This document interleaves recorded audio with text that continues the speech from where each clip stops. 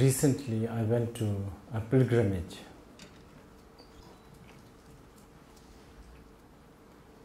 Actually, not far from where I was born, but I've never been there. Of course, we grow up hearing about it, but as in many cases, sometimes when it is so close, we don't appreciate, so we don't go. The place is in Bhutan, northeast Bhutan. It's right at the border. The place is considered where Lady Yeshe Tsogyal was enlightened. Yeshe Tsogyal was a queen of one of the most important king of Tibet, King Trisong Dyuchen. Trisong Dyuchen, as some of you who are new, was responsible for bringing the Buddha Dharma very seriously. He was the man who sent the best young Tibetans, thousands of them, to India to become a translator, and he was the one who commissioned the translation of the Buddha Sutras and the Shastras to Tibet. Yeshe Tsogyal became disciple of Guru Padmasambhava, one great Indian saint and scholar. Guru Padmasambhava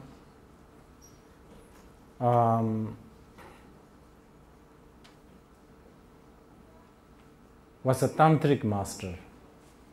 And the tantric wisdom is always something to do with breaking the concept. Even the very appearance of Guru Padmasambhava was something to do with breaking the concept. Yeshe Tsogyal became one of the most important disciples of Guru Padmasambhava.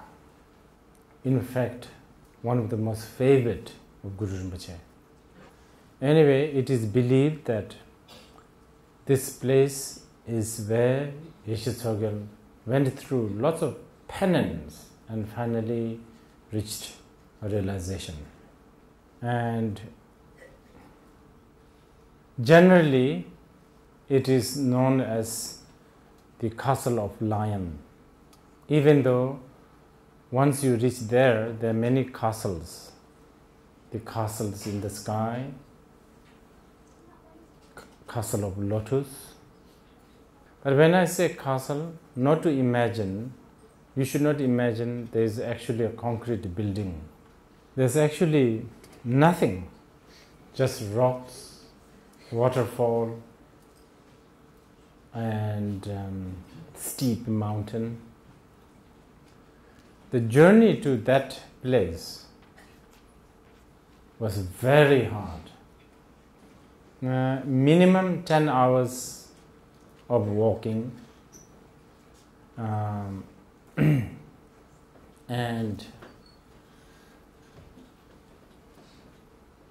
I won't be lying if I say there was not even a feet of a dry place. 10 hours for 3 days. It's all mud and tree roots, which is even worse. And even though the locals say it is never steep, it's actually very steep. So the confirmation with relativity of space. And the locals say, oh, it's just about two hours. Only around the third day we realized we should have never asked because none of them have watches. And then of course the altitude. We are talking about 4,700 meters. I stayed up in the place maybe a little less than 2 months. In all those days, I've seen 5 rainless days. So it was raining all the way. Mountain goats, mountain deers come so close because nobody really seemed to harm them, so they think even I am harmless. The locals can make fire within the rain and the mud instantly and cook 5-6 dishes within 45 minutes. Towards the end, many people came to celebrate, and there I have noticed some of the last remaining or the residual of good human nature of Bhutanese. The young people walking up, almost any one of them are ready to just lift older people, lift them up on their back and carry them uphill. I'm telling you this story because we are supposedly talking about day-to-day life and Buddha Dharma, how to combine. This is the most difficult one. Combining the spiritual path and day-to-day life is so difficult. Probably the most difficult. This is because, first of all, life, so-called life, and it's, so-called life. When we say day-to-day life, life and its purpose, its function is very vague. This vagueness of life is actually a mystery, I would say. Even though there is supposedly a clear direction that are taught by great saints of the past or great philosophers of the past or the great economists of the present, it always boils down to yourself.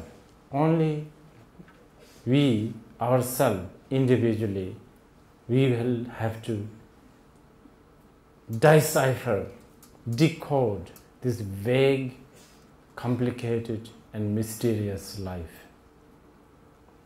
Of course,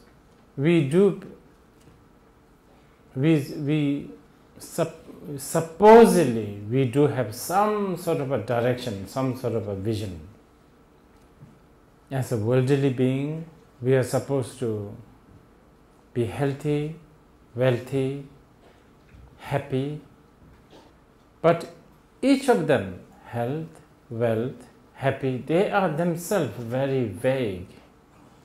If all of us become as rich as Bill Gates, it's really not sure whether we will be happy. In fact, if all of us become as rich as Bill Gates, I don't know whether the earth can even handle us. Then we have culture, tradition, values, all passed down from our ancestors, our great masters of the past.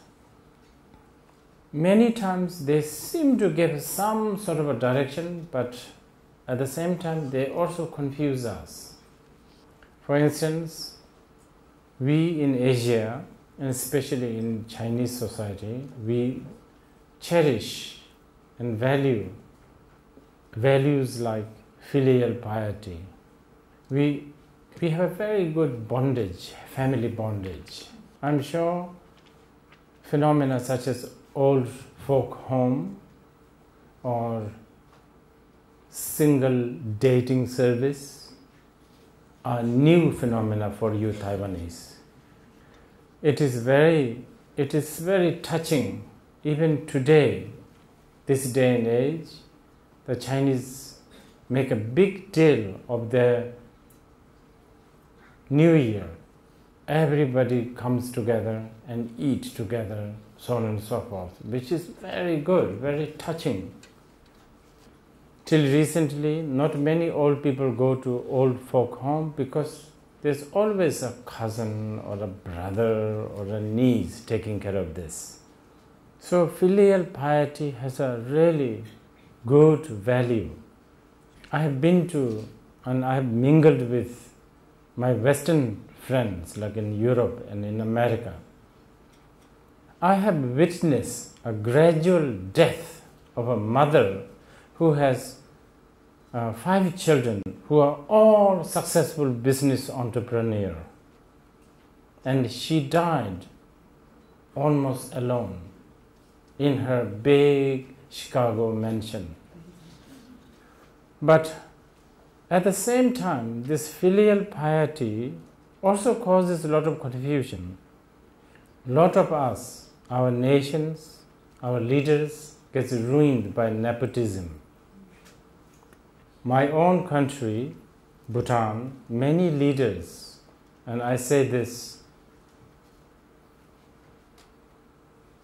I hope there's no Bhutanese here. I say this, many of the leaders, their nepotism is so strong. So a big business, big whatever opportunity is always, if you are a powerful person, you always give it to your kin, your friends. I believe it is like that in China. In India, one of the chief minister of a biggest state of India, when he was imprisoned, he just called his wife and make her the chief minister while he is in prison. So there are things that we treasure in our life, things that we consider wholesome in our worldly, mundane life, many times confuses us. So this is why to talk about how to combine Buddha Dharma and day-to-day life is really most difficult.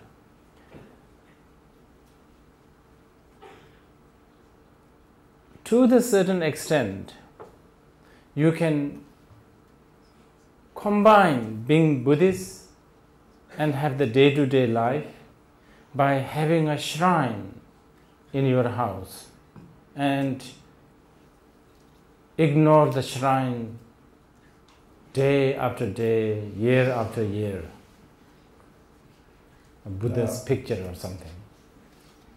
To the certain extent, you can go to a meditation center or a temple once in a while in a certain special days and make some offerings of incense and consider yourself you have done your due of being Buddhist.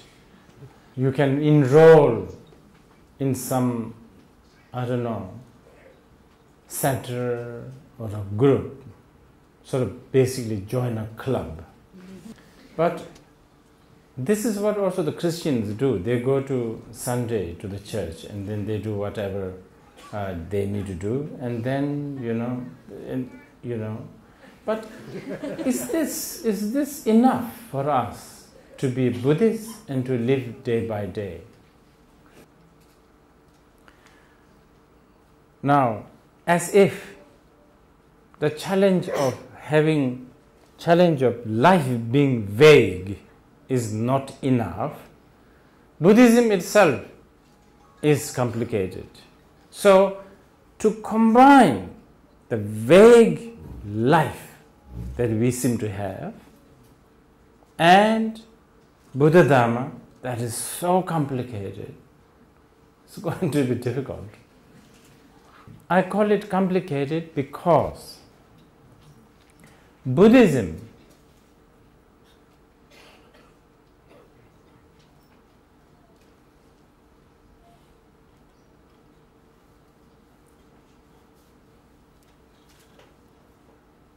does not offer you clear direction for your worldly life. It's not even interested. Actually, to have a proper life is not really a Buddhist thing. The big boss left, even having probably the most perfect life from the worldly point of view. He had the palace, he had the gardens, he had the courtesans, he had the everything. He had a wife, he had a child, everything. Yet he left, never to return. And when actually he finally did return, he made more renouncement. So, in a way,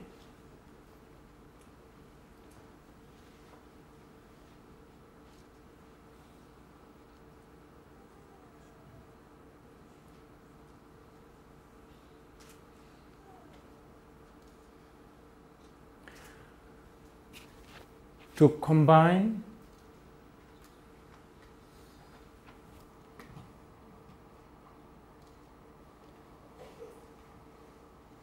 these two strategy to live a life and with attitude of reluctant in living in this strategic, this worldly life. Those two are complicated. Having heard all of that, now the question is, so what do we do? Clearly we know that we cannot give up everything and become a cave dweller. Yet many of us, we adore Shakyamuni. We are convinced by his teachings. We think that that is probably the only way to save ourselves and others. So how do we do this?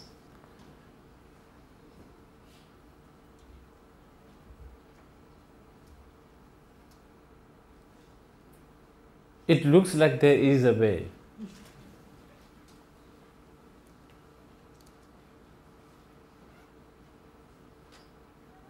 As complicated as it sounds, all the things that I've just said, it all boils down to your attitude.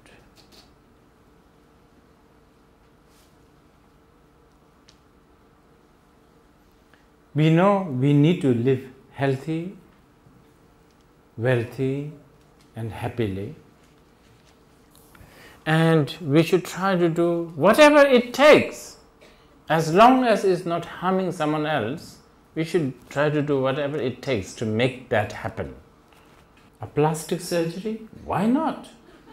And more expensive lipsticks? Why not? All of this we don't necessarily have to reject. But there's one thing that also we could apply.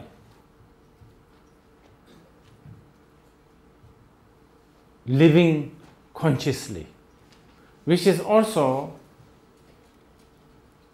art of dying consciously.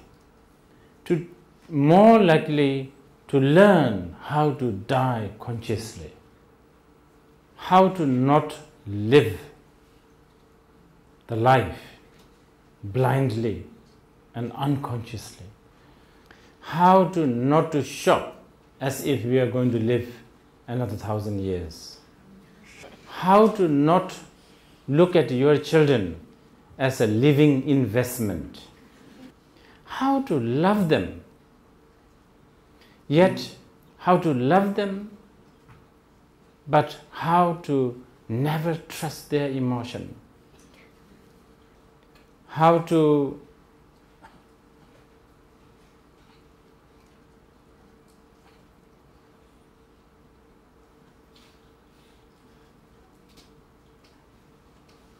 organize our life and yet be ready to be chaotic.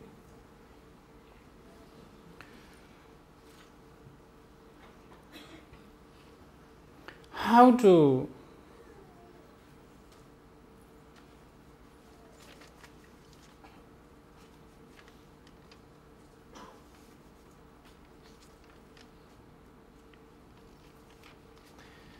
not shy away from obvious facts such as death and impermanence, and how to be kind to oneself and others. And what do we mean by how to be kind to oneself and others? What do we mean by kind? To be kind is really not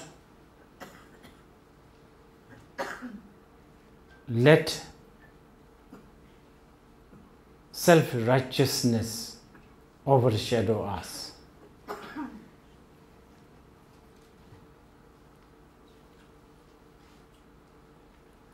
And not impose that righteousness to others.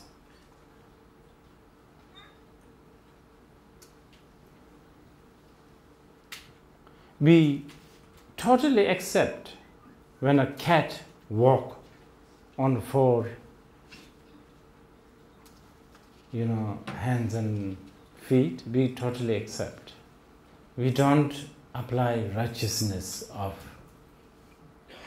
thinking that cats should walk on their feet in the presence of human beings. And that has improved that has improved the communication between cats and humans a lot. This kind of acceptance. In other words, I'm telling you, what I'm trying to tell you as an answer to how to live how to combine the Buddha Dharma in the day-to-day life. As an answer, I'm saying we should take refuge to the Dharma. That is the quintessence of taking refuge. Accepting that fact.